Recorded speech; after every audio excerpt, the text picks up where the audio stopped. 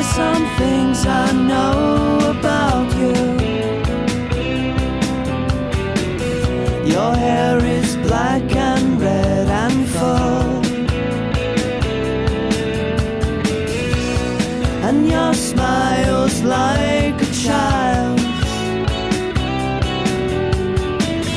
I think I'll stay with you a while. I felt both sad and happy about it. Happy because they are employed, sad because sometimes they are exploited. Because I have a cousin that works as a Filipino domestic helper in Hong Kong. In Hong Kong. And well, I know that it's really hard for them living away from their families, but then it's the only way for them to come by and make a living. With too many nights staring at the time. It seems to have been, the way of life for a majority of Filipinos already. Staring at the time when I am you and you are me, and your shape's their vanity. Sad to say that they're ending working as domestic helpers working abroad, and that's one of the disappointments I had with our Filipino domestic workers.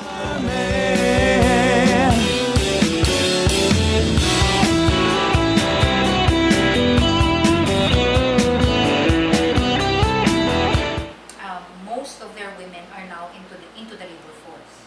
So it means that there has to be another person that has to take on the reproductive labor that they're not necessarily. I call this the transference of oppression.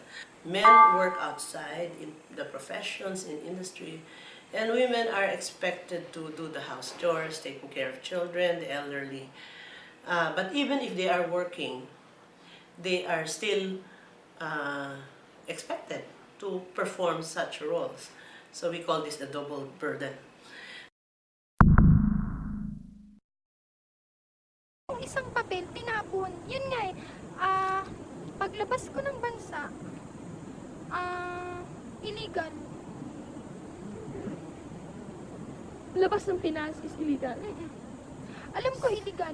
Kasi, mayroon ako dun position na hindi ko matandaan na tinanong sa akin. Sower ang nakalagay. Pero, hindi naman ako sower. Pagdating ng Dubai, hanggang Dubai lang yun yung papel na yun. Kasi pagdating ng Dubai, tinatapon na. Sabi ko, can I get my salary? What salary do you expect? The visa is invalid, sabi niya ganun. Hindi na, yung visa mo, wala nang visa, sabi niya.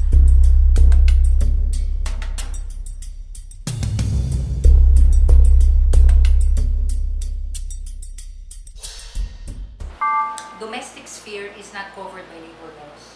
It's an unregulated sphere. So, anything can happen within the household. Ano lang yung ibigay nila sa akin. Tsaka kung ano lang yun. Araw-araw ganun eh. Yung tinapay lang na yun. Yung manipis na tinapay, yun lang. Pag nagluluto sila yun, pwede kong kumain, bibigyan ako. She was maltreated and severely abused physically and sexually. So she's not allowed to sleep enough, only 4 hours a day.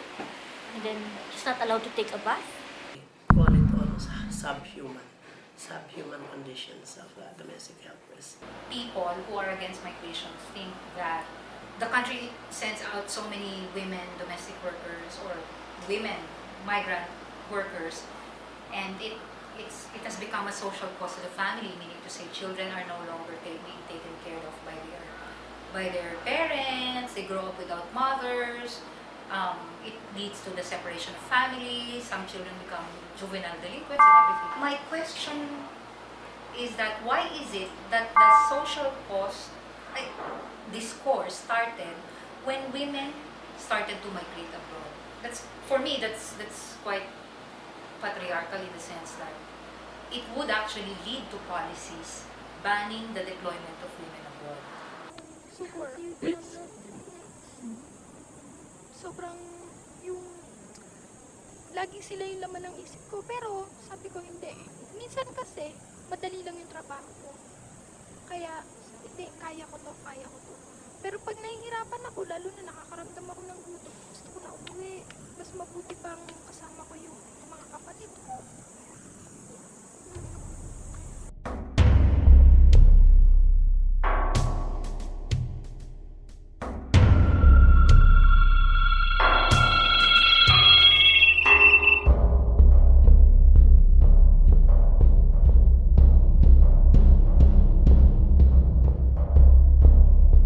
Na ganun.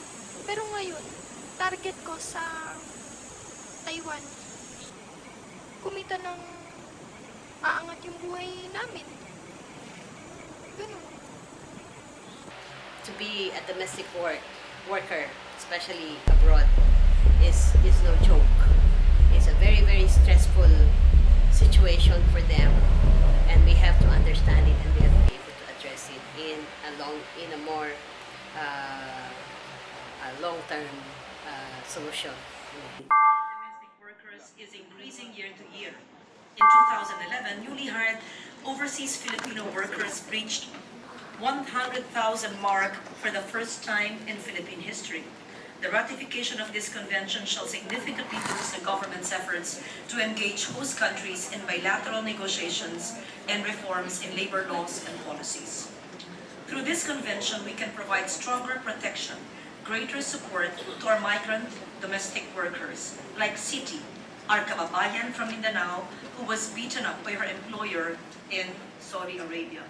She was sold 11 times to different employers with their passports changing hands. Hopefully, we'll make countries, especially most countries, I think, to attend to the situation and needs of women domestic workers and women migrant domestic workers. This is very big help for us and especially for our sector.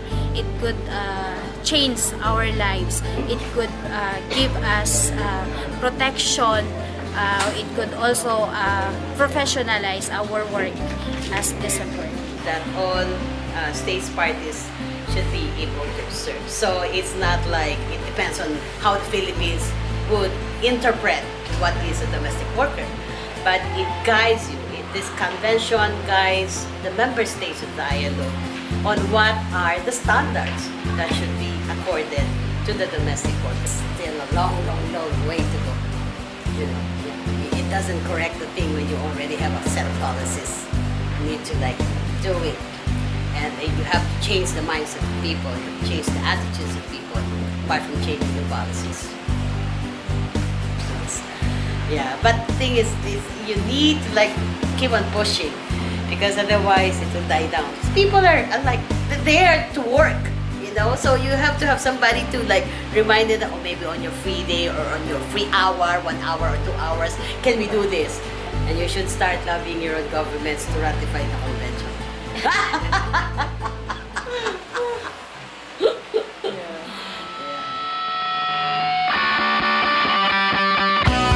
There's some things I know about you. Your hair is black and red and full, and your smile's like a child.